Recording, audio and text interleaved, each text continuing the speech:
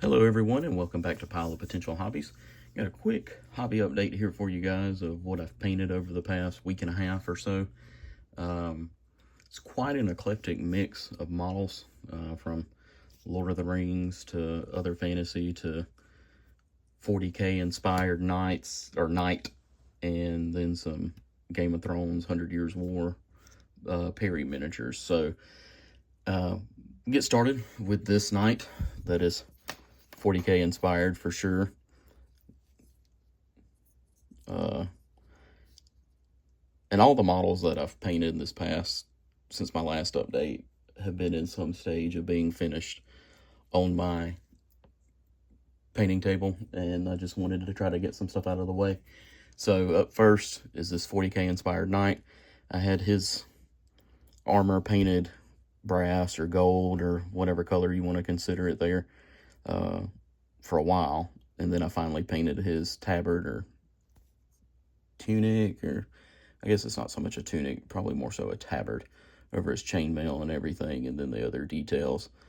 And I really only used 30 colors on this guy: gold, red, and leather for the leather parts, and I'm really happy with the way he turned out. I'm going to put a Khorne Chaos decal over on the shield there to really finish it off. I just didn't feel like doing it before this video, but that's how he turned out. Next, in the red and gold, but different red and gold, are these two Easterlings for Lord of the Rings. I've got a buddy that plays Lord of the Rings, and I've really wanted to get into it, and I've had these Easterlings for, my goodness, probably close to 10 years now, and I've got some other ones. I've got a couple more painted, but I wanted to go ahead and finish these guys off. Like I said, some stage of being finished on my desk. Slap chop, really simple. Really happy with the way they came out. Let's see, next, I'll show off. I did 5 zombies. I'll do 2 at a time. And their bases are finished because I'm using them for Frostgrave, so I knew how I wanted to base them. I may put some static tundra grass on there at some point in the future. Let's see, adjust the camera so if I can get some better light here. But yeah, real simple slap chop. Just went over with a contrast and left it at that. All of the skin is the same. It's Plague Bearer flesh, and I just used the same color over a few, shared some colors between some different models and everything. Painted their eyes yellow, which I think shows up pretty good with that Plague Bearer flesh. But yeah, really happy with the way they turned out. The next two, right here, this guy's got a gribbly bone that he's eating on out of the who knows where from what. But yeah, like I said, really happy with the way they turned out. They'll be used for Frostgrave. I gave them Norman style and Saxon style helmets, and Danish style helmets. From these are from the War Games Atlantic Pulp Adventures zombie set. Really cool set. Got a ton of different zombies you can make up, from ancients with Romans all the way up to modern police officers and construction workers, I believe, with Napoleonics there in between, and medieval style ones in between, or just regular zombies that you can paint up to use for anything. All right, and then the last zombie is right here. Like I said, I'm happy with the way they turned out. They're a little dark on the skin. I didn't do a white or ivory on the skin. I just did a gray, so they look darker than probably they actually should. But again, I'm happy with the way they turned out. So that's the zombies. The last 2 models I finished, I'm going to use for Barons War version of Game of Thrones. Or Game of Thrones version of the Barons War. that I plan on doing. The way I've got it set up is I've done the lords, or the paramounts, quote unquote paramounts, of the different areas. So like the Baratheons, the Aarons, the Starks, the Lannisters, those guys that are heads of the major houses, I've done in Perry War of the Roses and Ragged Staff War of the Roses models to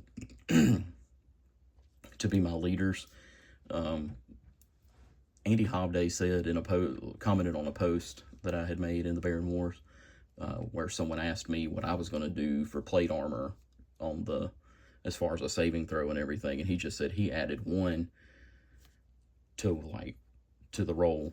So if chainmail is a 7-up, plate armor is a 6-up, or what, I'm not exactly sure what the numbers are, but that's how that would work in the game. So that's how I'm going to do it.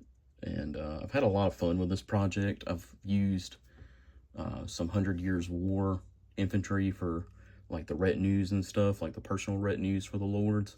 And I need to get a hold of some more 100 Years War infantry so I can do even more. But then I've used sergeants and peasants from Wargames Atlantic's Baron Wars line for like your basic troops. So like I said, I'm really happy with the way they turned out. But this first guy has a big old Pavis, or Pavis, however you want to pronounce it.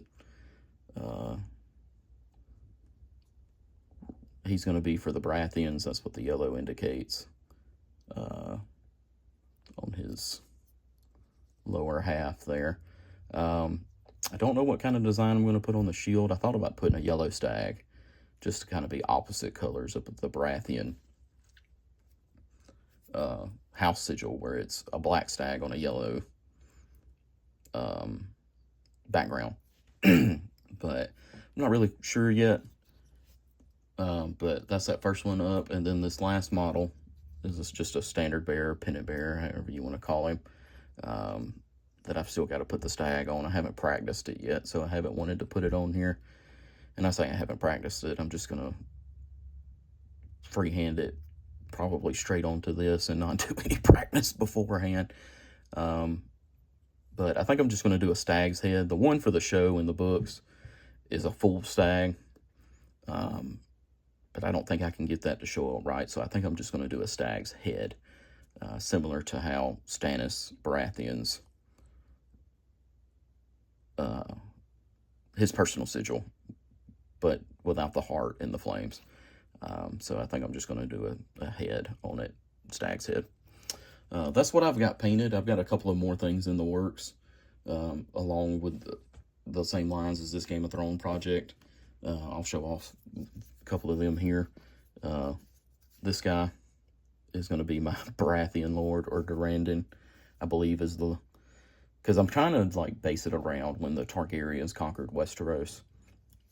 So before the main books and before I think Fire and Blood starts before the conquest. But yeah, he's going to be my Baratheon Lord, and I'm going to indicate that by painting this feather yellow.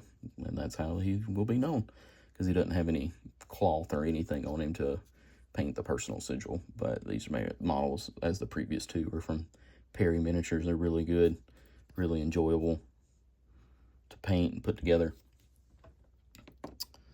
This one is going to be my House Tully leader, and he's got a tabard, or I'm not exactly sure what the exact word is for the shirt or whatever being over the armor. I know it's not a shirt, but what that is being over the armor there, tabard or whatever, is going to be my House Tully. So I'm going to paint as best I can, paint up the House Tully livery on there and see how that goes. But yeah, and then I've got one more that I'm not sure exactly who I want him to be. I've painted up a House Dane knight that has a retinue of some lower sergeants and everything. So I may paint this guy up as a minor house instead of one of the major houses. I don't exactly know, which it really doesn't matter because there's not going to be any way to show what house he belongs to. The there's, he doesn't have that unless I painted the helmet a certain color. So I'm going to have to look and see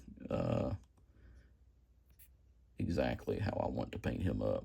But these guys are pretty far along. I've just got the leather and the skin to do on a couple of them. And that feather and the wood and every wood, and they'll be finished. So, like I said, pretty happy with where they're at. I've also built some miniatures. I'm not going to pull them out, but I've built some Victrix knights, medieval knights, for, again, this Game of Thrones project. They're going to be, they'll either be my heavy cavalry, and I know they're in chainmail and great helms, which doesn't exactly match up to these War of the Roses guys, but that doesn't bother me as much. I may end up getting some War of the Roses or 100 Years War cavalry, which in that case, that cavalry will serve as the heavy cavalry, similar to how the knights do in regular Barons War. And these great helm and chainmail knights will be my medium or light cavalry, similar to how the sergeants work in the Barons War. So that's how I plan on doing that. Getting these guys done up. I've got a decent amount. I think I've mentioned this in a previous video. A decent amount of stuff done up for the Game of Thrones game. But I don't know if I've got enough to set out and play. I'd have to look. But I'll have to show it off one day on probably on my dinner table, because I don't think I've got enough room here in front of me. At least not with how these cameras are done, or the camera is done.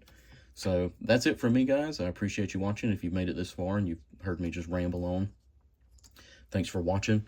Please be sure to like, comment, and subscribe. It really helps the channel out, and it helps me out, and it gives me a boost of serotonin when I see people like and comment and everything, and I get back to every comment. Maybe a day or so later, but I try to get back to every comment as soon as I can. So again, thanks for watching. I'll see you guys on the next one.